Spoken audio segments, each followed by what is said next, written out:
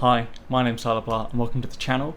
I'm a newly trained doctor, so I'm beginning my internship here in Sydney, Australia, and I thought what better video than to share my reaction to rewatching JD when he began his internship in Scrubs. A shout out to the nurse that I'm working with who gave me the idea to rewatch Scrubs, because it definitely generated this, what I hope to be, well, quite a fun and interesting video. And I think I'm particularly interested to see how my opinion and experience has really kind of changed the way I would actually watch this episode, because last time I saw it I was in medical school, so it'll be interesting to see the difference there. And if you haven't already, please feel free to like, share, subscribe, and let's get right into the content.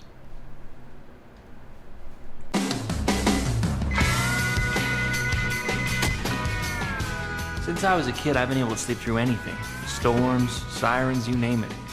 Last night I didn't sleep. Okay, already? So I do agree that night just before you begin your internship, you think you would sleep really well, but you actually don't. You definitely do tend to overthink it. I guess I get a little goofy when I'm nervous. I can and cannot confirm whether that was me with shaving cream in that morning. You see, today isn't just any other day. It's my first day.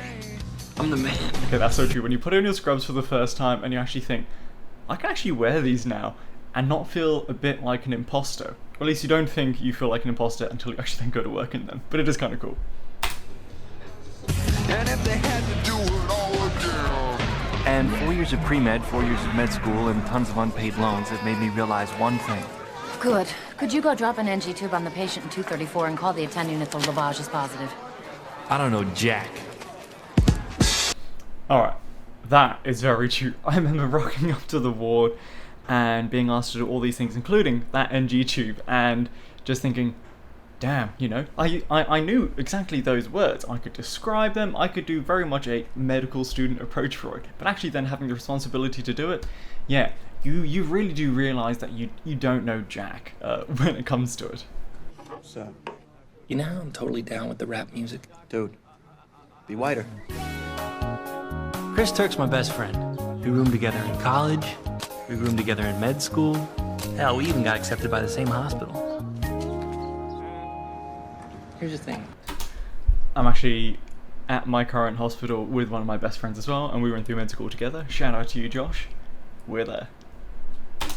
Finally, doctors, if there is a mistake, don't admit it to the patient.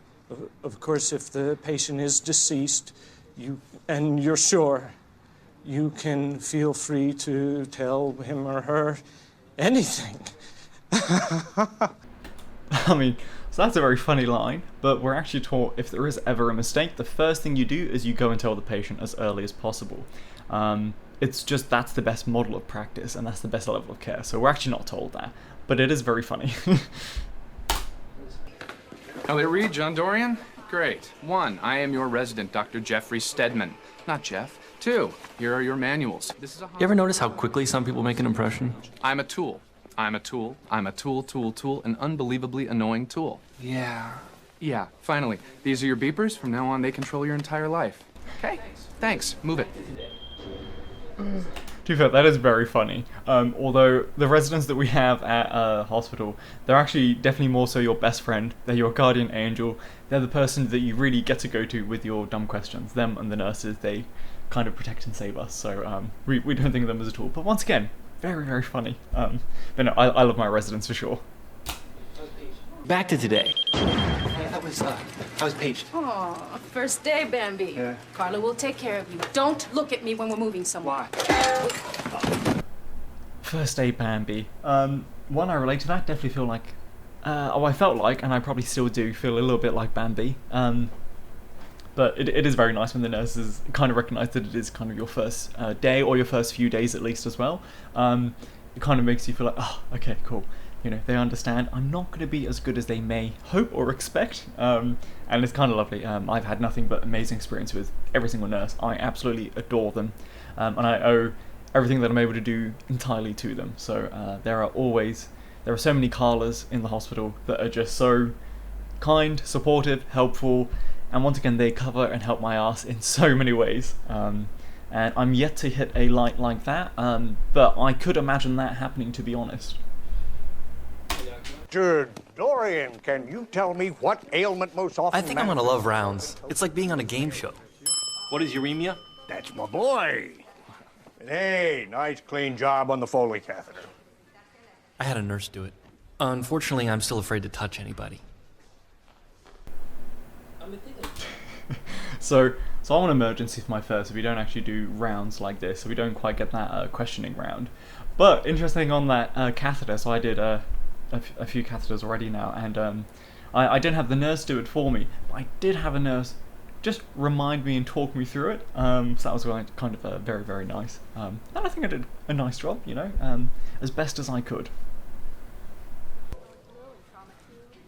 Did you actually just page me to find out how much Tylenol to give to Mrs. Lenzner? I was worried that it could exacerbate the patient's... It's regular strength Tylenol. Here's what you do. Get her to open her mouth, take a handful, and throw it at her. Whatever sticks, that's the correct dosage.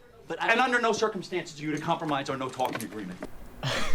Okay, so when it comes to the medication dosing, I do relate to that quite a lot. So Tylenol is a brand, so the medication's paracetamol, and yeah, I sometimes do just confirm, at least I did in the beginning, you know, are you okay with this dose of paracetamol? Even though it is quite a standard dose, you know, there's such a difference between knowing what to give and then actually having that responsibility of needing to give. And yeah, I definitely I still do check with my doctors in charge of me. You know, all my doses are right, even though I've checked all the guidelines, I've checked everything. I just need to get that double, triple check just to make sure this is right. So I do relate to JD doing that. Thankfully, I have not had a similar mentor such as Dr. Cox give me that same advice. But I do think we would all love to have a Dr. Cox mentor in our life as well. Your job is to stay sane enough so that when someone does come in that you actually can help, you're not so brain dead that you can't function, for the love of God. What? It's just, do we think we should be talking about this info? Her? She's dead. Write this down, Nubby. If you push around a stiff, nobody will ask you to do anything. You've been like a father to me. Fair enough. You want some real advice? If they find out the nurses are doing your procedures for you, your ass will be kicked out of here so quick it'll make your head spin. And there it is. Have a terrific day. So I'm quite confident doctors don't push around dead patients on wheelchairs. I'm yet to see that yet, and I think that would be quite a bad ethical practice. And then when it comes to nurses doing your procedures, I don't think it's as common here, but we definitely kind of work together there. I definitely, personally, I love to do as many procedures as I can. It's kind of really fun to get your hands involved and learn those skills. And I tend to actually share kind of the skills. But it is amazing when you go to see your patient and say the nurse has already done a cannula or a catheter. It's like so handy and super helpful. But I think I more tend to share the duties with my team. So yeah. Not sure if I'm getting them to do it for me though. Okay, Bambi, here's Mrs. Lenzer's tuck screen. I wonder if Turk's having the same experience I am. I'm such a stud. Probably not. This morning, I had my hands inside of a guy's chest. I couldn't even see them. I should not be allowed to do stuff like that. What's up? And you weren't scared? One way or another, everyone stops bleeding. It is so deep. No, it isn't. It's a little deep. Yeah, we never got to talk about the apartment. I wanted to... This is very true. You know, when you first begin your work, and I mean, I still am beginning really, let's be honest, you do wonder whether your colleagues that are also beginning are experiencing that, well, the same uncertainty, the lack of confidence. Because some of us will tend to display more confidence than we think. So I definitely relate to that. Although I try to come off as confident, I'm also very honest about how I'm feeling and how, at least I'm very honest on how I try to reflect on that. But I don't think I've encountered someone quite like Turk, though. Got it? Relax. I just hate it. I hate the darlings, I hate the sweethearts. You don't need to tell me how hard it is being a woman around here. Well, you're certainly furthering the cause by wearing a thong to work and hooking up in the on-call room. Word gets around. You talk like that. Do you even know my name? I spend every second of my life either here or taking care of my mom. So yeah, maybe I needed a little closeness. I'm sure you never had a quickie at the club, right? Or snuck some skinny, flat-butted college boy up to your sorority room. And my thong? I happen to think it makes my ass look good, and some days I need to feel good about something around here, and you judge me? Well, guess what? Word does get around Ms. Out for herself, so you can dump on everyone here if you want, but you will not hurt me. Completely agree with Carla here. Elliot was in the wrong. We do not dump onto any of our colleagues. Everyone always says, you know, treat the nurses really well, and I completely agree. And it's even to make it even broader. I mean, treat everyone lovely. Like, every single person working in the hospital, we're all a team, we're all in it together. So, yeah, you know, never dump any crap on anyone. You know, everyone's struggling through healthcare. It's not the easiest field. And yeah, I think it's important to always, you know, be supportive and respectful and nice to each other. You know, I think it's just have decency, just be a nice human. Yeah, never should dump on our colleagues, particularly not the nurses. We work so closely with them and rely on them so much that we have to be, well, we just have to show the common decency of respect, considering how much we actually really need them. So yeah, Elliot, you were in the wrong. Yeah, we love and work with the nurses. So we love working with the nurses, and we need to work with the nurses because they can do so many things that we can't. So yeah, don't mess with them, okay? Don't mess with anyone in healthcare, really. Just blanket rule, be nice to everyone. Yeah, and if you're going through crap, reflect on it and talk to a colleague about it rather than dumping it onto them. No problem, sir. Great. Have a ball on call. Little poem for you.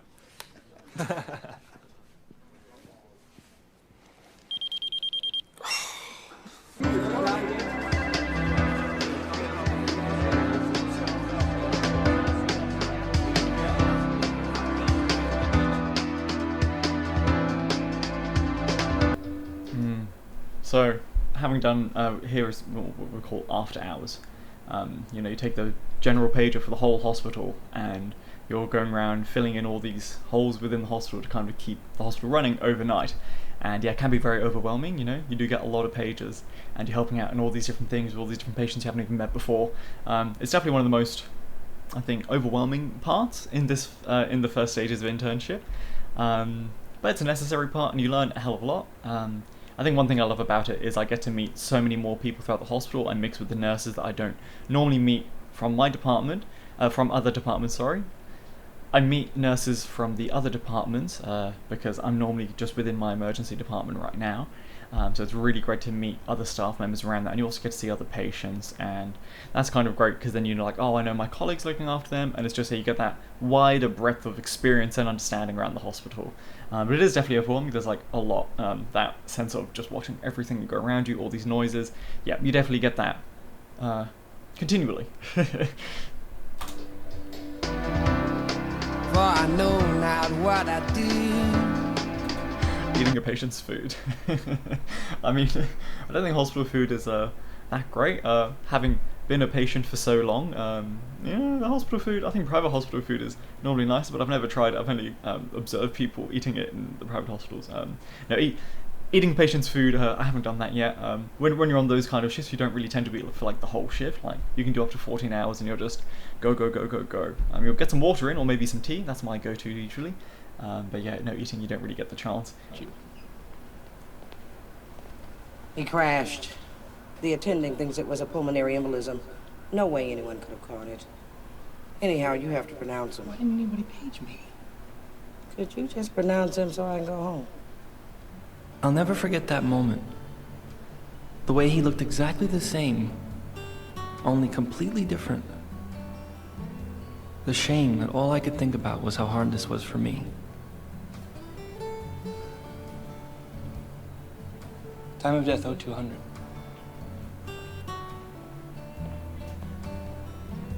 I just wanted to help people. The hardest part is how quickly you have to move on. Don't worry, man. I think that's such a real reflection. You know, pronouncing dead, certifying a death.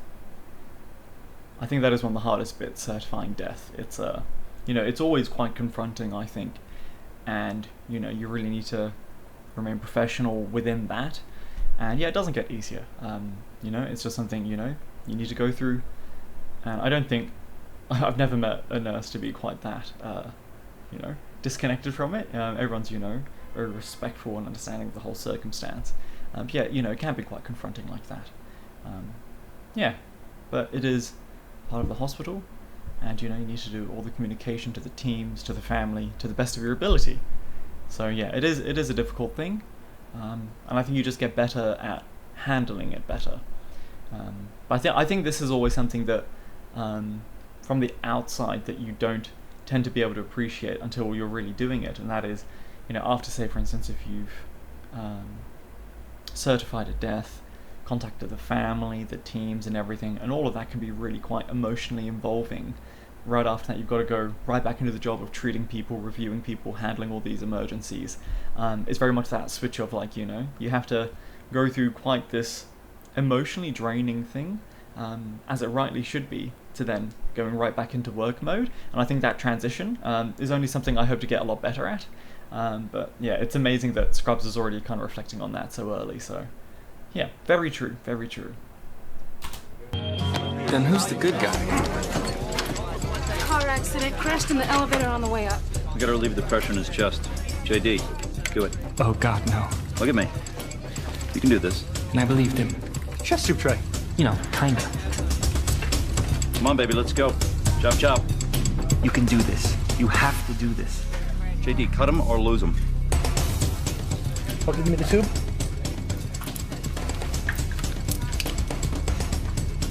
I can't get it through the flora. Well, don't be gentle. Get it in there. Okay, connect it, please, Carla. Normal rhythm. No way. Hey, it's a piece of cake. It's your patient. You're leaving? That's your patient, doctor.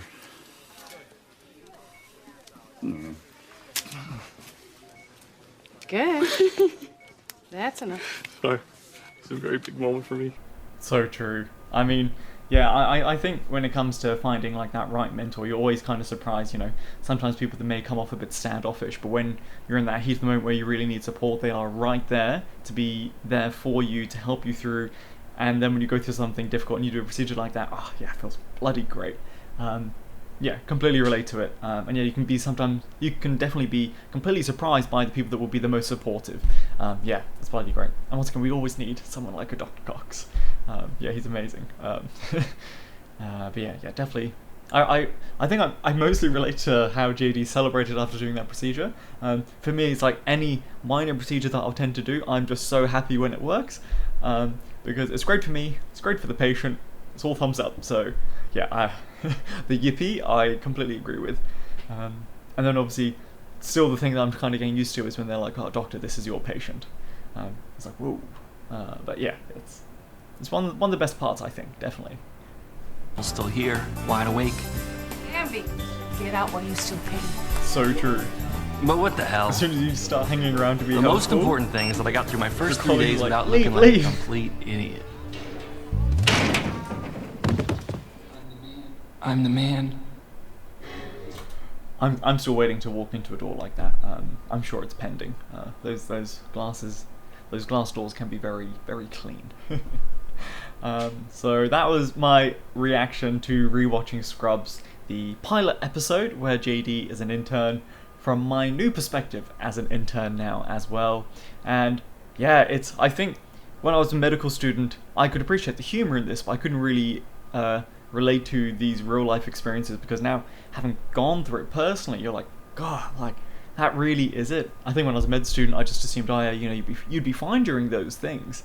But then, when it is really, you're the doctor, you're the one with the responsibility, it's like, oh, something completely different. But Jesus, this show is so good. It's funny, it's witty, and I just love it. I think it's just, yeah, great. I'm definitely going to be binging this. And if you liked this kind of video, please let me know. I'd be very happy to do more reaction videos like this to Scrubs, because, hey, I get to watch Scrubs, we get to watch Scrubs, makes content, it's good fun. But no, that was super. Yeah, bloody hell. So good. They really hit it nail on the head. So, although I haven't encountered a janitor quite like that before. So, yeah, anyway, thank you so much everybody for watching. Once again, if you liked it, please chuck your comments down below. If you want me to watch a different episode of Scrubs or a different show, also put that down in the comments. And otherwise, I will see you all for the next video. And as always, like, share, subscribe, and I'll see you all very soon. Thanks guys, bye.